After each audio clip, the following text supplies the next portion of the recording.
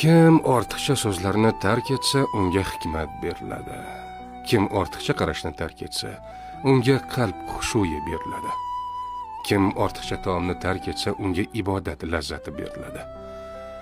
Kim ortiqcha kulishni tark etsa, unga haybat beriladi. Kim mazaxni tark etsa, unga baho beriladi. Kim dunyo muhabbatini tark etsa, unga oxirat muhabbati beriladi. Kim boshqalar aybi bilan mashg'ul bo'lishni tark etsa, unga o'z aybini isloh qilish beriladi.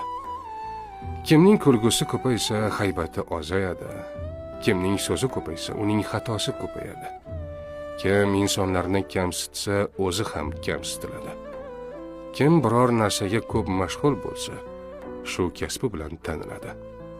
Kimning kibri havosi ko'paysa, hayosi kamayadi. Kimning hayosi kamaysa, taqvosi kamayadi.